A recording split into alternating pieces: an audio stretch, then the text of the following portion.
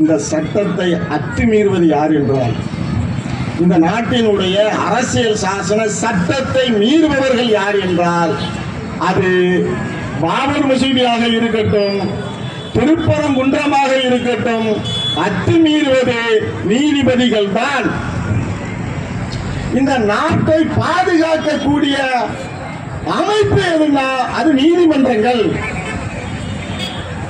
பாபர் மசூதியில் கொண்டு போய் சிலைய வச்சான், நீதிபதி சிலை இருக்கட்டும் சொன்னார். ஆனால் காவல்துறை அவர்கள் மீது வழக்கு பதிவு செய்தது திருட்டுத்தனமாக.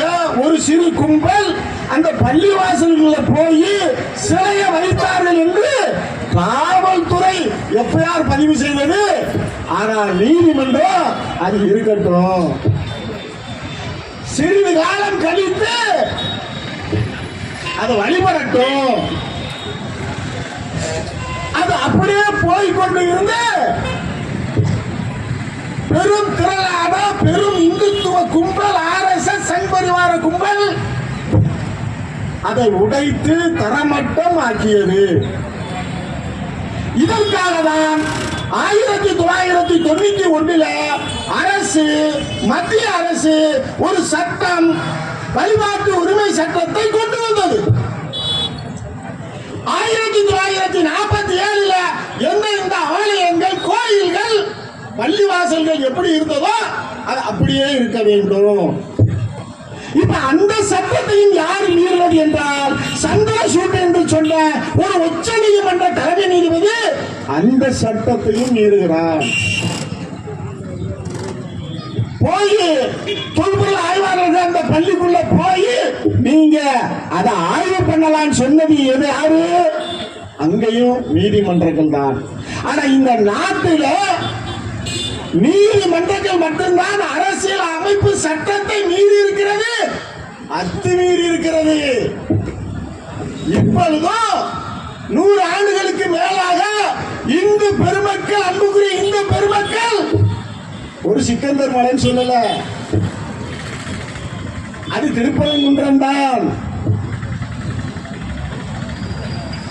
அங்கேயும் யார் அத்துமீறுகிறார்கள் என்றால் மாண்புமிகு நீதிமன்றங்கள் 2014, 2017, 2021, 2023 இந்த இடம் அப்படி இருக்க வேண்டும்.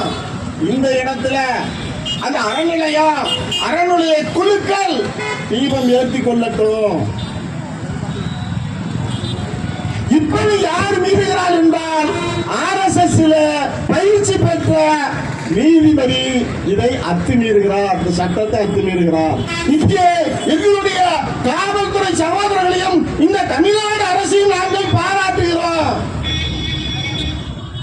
ஏற்கனவே ஒரு தீர்ப்பு இருக்கு, நீதி இருக்குது, அந்த நீதியின் பிரகாரம் தான் நாங்கள் நடப்போம் என்று காவல்துறை தமிழக அரசு சொல்லி இருக்கு. அப்ப காவல்துறை சட்டத்தை மதிக்கிறது, ஆனால் நீதிமன்றம் சட்டத்தை மதிக்கல. இது யாரிடத்தில் கொண்டு போய் சேர்க்க வேண்டும்? பெரும்பான்மையான மக்களிடத்தில் நாம இதை கொண்டு போய் சேர்க்கணுமா இல்லையா?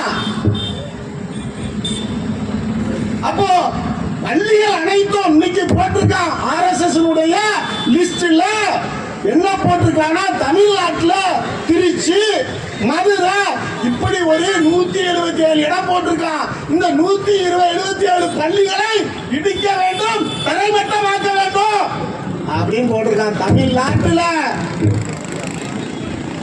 மரியாதைக்குரிய காவல்துறை, இந்த அரசு இவர்களை கடுமையான சட்டத்தின் கீழ் கைது செய்ய வேண்டும். இந்த RSS அமைப்பு 3 முறை தடை செய்யப்பட்ட அமைப்பு. அவர்கள் சட்டப்படி பதிவு பண்ணவில்லை. நாம தமுக பதிவு பண்ணி இருக்கோம், மனிதநேய மக்கள் கட்சி பதிவு பண்ணி இருக்கோம், பல்வேறு அமைப்புகள் எல்லா கட்சிகளும் பதிவு செய்திருக்கிறது. ஒரே ஒரு புத்தகம் வந்திருக்குது, அன்புக்குரிய மக்களே, ஒரு புத்தகம் வந்திருக்கிறது. பார்ப்பனிஸ்டுகள் குண்டு வைப்பார்கள், பார்ப்பனிஸ்டுகள் குண்டு வைப்பார்கள், முஸ்லிம் இதுக்கு பின்னாடி இருக்கிறா என்ன சதி இருக்குது, எப்படி முஸ்லிம்களை அதுல சிக்க வைப்பது என்று டீடைல்டாக அந்த புத்தகத்திலே தெரியப்படுத்தி இருக்கிறார் ஆசிரியர். அந்த புத்தகத்தினுடைய ஆசிரியர் எப்பொழுது தேர்தல் வருகிறதோ அப்பொழுது குண்டு வெடிக்கும், எப்பொழுது தேர்தல் வருகிறதோ அப்பொழுது பாகிஸ்தான்ல இருந்து அத்துமீறி இருப்பான். நாங்கள் கேட்கிறோம், பாகிஸ்தானில் இருந்து பார்டர் வழியாக வருகிறதுக்கு 200 கிலோமீட்டர் இருக்கு. இந்த 200 கிலோமீட்டர்ல உங்கள் ராணுவம் இருக்குது, ஏர்போர்ட் இருக்குது, போர்ட் இருக்குது, இந்த பார்டர்ல ராணுவமும் போலீஸும் இருக்குது. நீங்க எல்லாம் என்ன செஞ்சுக்கிட்டு இருக்கீங்க? இதுல வேற சிந்தூர் ஆபரேஷன். நான் ஒரு பிடி மண்ணை விட மாட்டேன், தீவிரவாதத்தை நாங்கள் நிறுத்துவோம், இதற்காக பண மதிப்பிழப்பை நான் கொண்டு வந்திருக்கிறோம். ஒருவரும் தப்ப முடியாது, ஒரு தீவிரவாதி தப்ப முடியாது. 14 வருஷமா குண்டு வெடிக்கீங்க. ராணுவத்திலேயே போட்டு தட்டானுங்க. 41 ராணுவ வீரர்களை குண்டு வச்சு போட்டு தட்டானுங்க. எப்ப? காஷ்மீர்ல 2 நபர்களுக்கு ஒரு போலீஸ் இருப்பான், ராணுவம் இருக்கும், சுத்திக்கிட்டே இருக்கும். எப்படி அந்த ராணுவ வீரர்கள் கொல்லப்படுவார்கள்? அந்த 41 போட்டோ வச்சு தேர்தல்ல காமிச்சு ஜெயிக்கவும் செஞ்சுட்டான். ஆனால் இப்பொழுதுதான் தெரிகிறது இவன் ஜெயித்ததெல்லாம் ஜும்லா அப்படின்னு, இவன் ஜெயித்ததெல்லாம் வாக்கு திருட்டுன்னு. எல்லாத்தையும் ஹேக் பண்ணிட்டான் நினைச்சோம், இவிஎம் ஹேக் பண்ணிட்டான், மக்கள் எல்லாம் பெருவாரியாக இவர்களுக்கு ஆதரவளிக்கிறார்கள் நினைச்சோம். ஒரு மக்கள் ஆதரவளிக்கல, அவ்வளவும் திருட்டு வாக்கு. அத ஆதாரபூர்வமாக தேர்தல் ஆணையத்தினுடைய புள்ளி விவரத்துல திரு ராகுல் காந்தி காங்கிரஸ் கட்சியினுடைய தலைவர் அவளுக்கு எடுத்து வச்சிட்டார். இவ்வளவு திருட்டுத்தனமும் பண்ணி என்ன பண்ண முடியல? தேர்தல் ஆணையத்தை நிப்பாட்ட முடியல. நீதிமன்றம் எனக்கு என்ன இருக்கு? எல்லா தேர்தலிலும் பல லட்சம் வாக்குகள் திருடப்பட்டிருக்கு. அது கர்நாடகா, ஹரியானா, மகாராஷ்டிரா, பீகார். எஸ்ஆர் போட்டா இறந்தவர்களை நாங்க எடுத்துருவோம், இரட்டை வாக்குகள் அதிகமான வாக்குகள் இருந்தா எடுத்துருவோம் அப்படின்னு சொன்னா. ஆனா டெல்லியில வாக்களிச்சவன் பீகார்ல வாக்களிச்சான். யார் என்றால் பிஜேபியுடைய எம்பி, பிஜேபியுடைய பிரிவு தலைவர், மாநில பிரிவு தலைவர், பிஜேபியுடைய நிர்வாகி. அப்ப என்ன எஸ்ஐஆர்? அது 70 லட்சம் வாக்குகள் போயிட்டுது. அது நம்மளுடைய இஸ்லாமிய, தலித்திய, கிறிஸ்தவ பிற்படுத்தப்பட்ட மக்களுடைய வாக்கு காணாமல் போய்விட்டது. கடைசியில பார்த்தா அந்த மக்கள் கூகுண்டு இருந்தா காங்கிரஸ் தான் ஜெயிக்கும். அவர் பேர் என்ன? லல்லு பிரசாத் யாதவ், ஆர்ஜேடி, அவர் தான் ஜெயிப்பாங்க அப்படின்னு மக்கள் எல்லாம் பேசிக்கொண்டிருக்கும் போது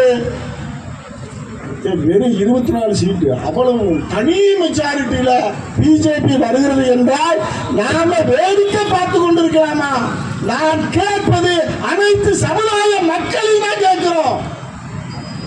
என் ஓட்டு யாருக்கு போட வேண்டும் என்பதை நான் முடிவு பண்ண வேண்டும். நீ எப்படி முடிவு பண்ணுவ? ராமர் கோயில் சொன்னிய, ராமர் கோயில் கட்டின அயோத்தியில பிஜேபியால் வர முடியல அப்படின்னா உன்னை மக்கள் தூக்கி எறிஞ்சிருக்கான். அப்ப இந்த வாக்கு திருட்டை இந்த மோடியுடைய அடிமை மீடியாக்களை கொண்டு போய் ஒரு பெரிய அளவில் அழகிருப்பதாக மோடிக்கு ஒரு பிம்பத்தை உருவாக்குறான். இப்ப டெல்லியில ஒரு குண்டு வெடிச்சதா? பீகார் தேர்தலை ஒட்டி டெல்லியில ஒரு குண்டு வெடித்தனா? இப்பொழுது வருகிறது அந்த மோடியுடைய அடிமை ஊடகங்கள் இஸ்லாமியர்கள் முஸ்லிம்கள் என்று ஒரு பதட்டத்தை, பரபரப்பை இந்த உலக மக்களுக்கு கொடுத்துவிட்டு இன்னைக்கு நியூஸ் வருகிறது. கல்பனா பாகவதி என்ற ஒரு பார்ப்பன பெண்ணை போலீஸ் விசாரிக்கிறது, ஏடிஎஸ் விசாரிக்கிறது. அவளிடம் பாகிஸ்தானுடைய உளவுத்துறையுடைய நம்பர் இருக்குது, பாகிஸ்தானுடைய சிம் இருக்குது, ராணுவத்தினுடைய இந்திய உளவுத்துறையுடைய சிம் இருக்குது. அவகிட்ட வங்கி கணக்குல 31 லட்சம் இருக்கிறது. 19 கோடி வங்கி காசோலை செக் இருக்குது. இன்னும் 6 லட்சத்துக்கு அதிகமான செக் இருக்குது. இவருக்கு இந்த கற்பனா பாகத்துக்கு 13 RSS பிஜேபி தலைவர்களே பண வங்கி பரிவர்த்தனை செய்திருக்கிறார்கள். இதெல்லாம் எடுக்க அந்த 13 பேரை தேடுறாங்க, காணோம். 13 பேரை தேடுறவங்க காணோம். ஆனால் இந்த செய்தி எத்தனை மக்களுக்கு, இந்த இந்திய நாட்டினுடைய மக்களுக்கு எத்தனை பேருக்கு போய் சேர்ந்திருக்கும்? ஆனா பரப்புனானே, குண்டு வச்சா முஸ்லிம்னு குடிச்சு போட்டானே மருத்துவர்களை எல்லாம், டாக்டர்ஸ் எல்லாம், அது அப்படியே அந்த மக்கள் இடத்துல போய் சேர்ந்ததோட சரியா. வெற்றி செய்தியில் கல்பனா பாகவத் தான் இந்த டெல்லி குண்டுவெடிப்புக்கு காரணம் என்று ஏடிஎஸ் சொல்கிறது. இன்னும் ராணுவத்தினுடைய தளவாடங்களை எல்லாம், ராணுவத்துடைய ரகசியங்களை எல்லாம் அனைத்தையும் யாருக்கு சொன்னா? அவ்வளவும் இந்துத்துவ கும்பல் தான் செஞ்சிருக்கு. நீங்க நேற்று பத்திரிகை நீங்க பாத்தீங்கன்னா 2 ஜெய்ப்பூர் சிங், உதய்பூர் சிங் சொல்லி ஒரு பெண்ணு, மணி அப்படின்னு ஒரு பெண்ணு, இவங்க 2 பேரும் ராணுவத்துக்கு ரகசியங்களை சமூக ஊடகங்கள் வழியாக போயிருக்காங்கன்னு கைது செய்யப்பட்டிருக்கு. இந்த கைது செய்யப்பட்டது பத்திரிகையில வெற்றி செய்தி. முஸ்லிமா இருந்தா என்ன ஆயிருக்கும்? முஸ்லிமா இருந்தா என்ன ஆயிருக்கும்?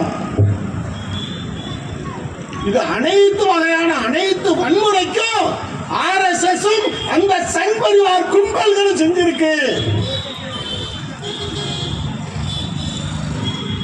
பிஎல்ஓக்கு எதுவுமே தெரியல. பிஎல்ஓ எஸ்ஐஆர் போடுறாங்கல்ல, பிஎல்ஓக்கு எதுவுமே தெரியல. அவருக்கு ஒரு சூப்பர்வைசர் போட்டிருக்காங்க, அவருக்கும் தெரியல. ஏன்னா நாம அனுபவிக்கிறோம். இந்த நாட்டில் இப்ப இந்த தூத்துக்குடியில வக்கீல் சாகல் கமிஷன் ஒருத்தர் உண்டு, தலைவரா இருக்கிறாரு. 50 ஆண்டுகளாக ஓட்டு போட்டுக்கிட்டு இருக்காரு. அவருடைய டேட்டா இல்ல, அவருக்கு வாக்கு இல்ல. கமிஷனர் ஆபீஸ்ல, கார்பரேஷன் கமிஷனர் ஆபீஸ்ல நாங்கள் பேசிக் கொண்டிருந்தோம். இப்படி பாதுகாப்பாக இஸ்லாமியர்களுடைய வாக்கு பறிக்கப்பட்டிருக்கிறது. இன்னும் சொல்லுகிறார்கள் 70 லட்சத்துக்கு மேலான வாக்குகள் காணாமல் போகும் என்று. இங்க தமிழ்நாட்டில் இதுல வேற எல்லோருக்கும் ஒரு நீதி தானே இருக்கணும். இந்துக்களுடைய சொத்துக்களை பாதுகாப்பதற்கு அறநிலையத்துறை இருக்கா இல்லையா? அதே போன்று முஸ்லிம்களை சொத்துக்களை பாதுகாப்பதற்கு வக்ஃபு சட்டம் இருக்குதா இல்லையா? நீங்க எப்படி வக்ஃபு சட்டத்தை நீ திருத்த சட்டம் கொண்டு வந்து நீ கொள்ளையடிக்க பார்க்க முடியும்? இந்த நம்பிக்கை இல்லாத வேறொரு துறை வக்ஃபு போர்டுல நீங்கள் எப்படி போட முடியும்? அப்ப நீங்க அறநிலையத்துறையில நீங்க போட்டுருவீங்களா? அப்ப அறநிலையத்துறைக்கு ஒரு நீதி, முஸ்லிம்களுடைய வக்ஃபு சட்டத்துக்கு ஒரு நீதியா? இதையெல்லாம் மக்களே நாம் கண்டுகொண்டு வேடிக்கை பார்த்து கொண்டு இருந்தோம் என்றால்